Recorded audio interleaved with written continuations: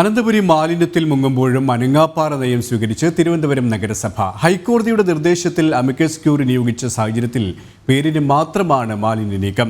അതേസമയം തലസ്ഥാനത്തെ മാലിന്യ നീക്കത്തിന് പുതുവഴികൾ നിർദ്ദേശിക്കുകയാണ് ഈ മേഖലയിൽ പ്രവർത്തിക്കുന്നവർ. 12 കിലോമീറ്റർ നീണ്ടുകിടക്കുന്ന തലസ്ഥാനത്തെ പ്രധാനപ്പെട്ട ആമയിഴഞ്ചാൻ തോട് മാലിന്യത്തിൽ മുങ്ങി വിഷപ്പുഴയായി ഒഴുകുകയാണ്. അറവ് മാലിന്യം, പ്ലാസ്റ്റിക്, ആശുപത്രി മാലിന്യം ഉൾപ്പെടെ പ്രതിദിനം ഇവിടെ ഒഴുകിയെത്തുന്നത് ടൺ കണക്കിന് മാലിന്യമാണ്. തോട് നവീകരിക്കാൻ നഗരസഭയുൾപ്പെടെ കോടികൾ വകമാറ്റുമ്പോഴും ശുചീകരണം പാതി വഴിയിലാണ്. 117 മീറ്റർ നീളമുള്ള റെയിൽവേ ഭൂമിയിലെ ടണലിനും റെയിൽവേക്കുമെതിരെ നഗരസഭ ആരോപണം തുടരുമ്പോഴും നാട് ശുചീകരിക്കാനുള്ള നടപടികൾ ഇഴയുകയാണ്. നഗരത്തിന്റെ മാലിന്യ നിർമ്മാർജ്ജനത്തിന് മാലിന്യവാഹികളായ തോടുകൾ നവീകരിക്കണം.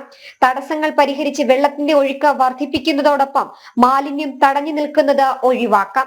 ഇതിലൂടെ പ്രശ്നപരിഹാരം ഉണ്ടാക്കാമെന്നാണ് വിദഗ്ധർ ചൂണ്ടിക്കാട്ടുന്നത്. ടണൽ അതിനകത്തുള്ള റെയിൽവേയുമായി സഹകരിച്ചുകൊണ്ട് അതിനകത്ത് നിലവിൽ എന്തെങ്കിലും ബ്ലോക്കുകൾ ഉണ്ടെങ്കിൽ ആ ബ്ലോക്കുകൾ മാറ്റാൻ പറ്റും. അതുപോലെ തന്നെ ഇതിനുള്ളിൽ സെൻട്രിഫ്യൂഗൽ പമ്പ്, അതായത് സക്ഷൻ പമ്പ് നമുക്ക് ഫിറ്റ് ചെയ്യാൻ കഴിയും. സെൻട്രിഫ്യൂഗൽ സക്ഷൻ പമ്പ് വളരെ എഫക്റ്റീവായിട്ടുള്ള, വളരെ ശക്തിയുള്ള സെൻട്രിഫ്യൂഗൽ സക്ഷൻ പമ്പ് യൂസ് ചെയ്ത് കഴിഞ്ഞാൽ വെള്ളം വളരെ ശക്തിയായി വലിച്ചെടുക്കും.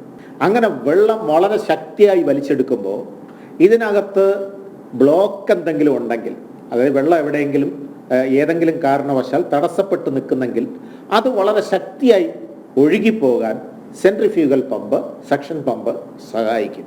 അത് 2-3 പോയിന്റിൽ അത് സ്ഥാപിക്കാൻ കഴിയും. അത് വളരെ വലിയ എക്സ്പെൻസീവ് ആകുന്ന ഒരു കാര്യമല്ല. നിയമങ്ങളും ക്യാമറ സംവിധാനങ്ങളും ശക്തമാക്കണം. മാലിന്യ നിക്ഷേപം തടയാൻ ജനം തയ്യാറാകണമെന്നും വിദഗ്ധർ ചൂണ്ടിക്കാട്ടുന്നു.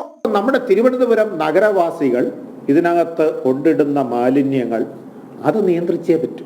അതിന് വളരെ ശക്തമായ രീതിയിൽ ഫുൾ നെറ്റ്വർക്ക് വരത്തക്ക രീതിയിൽ ക്യാമറകൾ സ്ഥാപിക്കണം. അത് മാത്രമല്ല, നമുക്കിവിടെ നിയമങ്ങളുണ്ട്.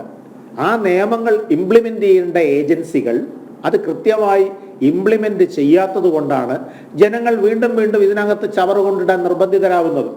നഗരത്തിലെ വിവിധ ഭാഗങ്ങളിൽ നിന്ന് മാലിന്യം ഒഴുകിയെത്തുമ്പോഴും അത് നീക്കം ചെയ്യാൻ എന്ത് ചെയ്യുമെന്ന ചോദ്യത്തിന് കൃത്യമായ പരിഹാര മാർഗങ്ങൾ നിലവിലുണ്ട്. അത് വിദഗ്ധർ ചൂണ്ടിക്കാട്ടുകയാണ്. ഇനി അധികൃതർ അത് കണ്ടേ മതിയാകൂ. എസ് ശാലിനി, ജനം, തിരുവനന്തപുരം.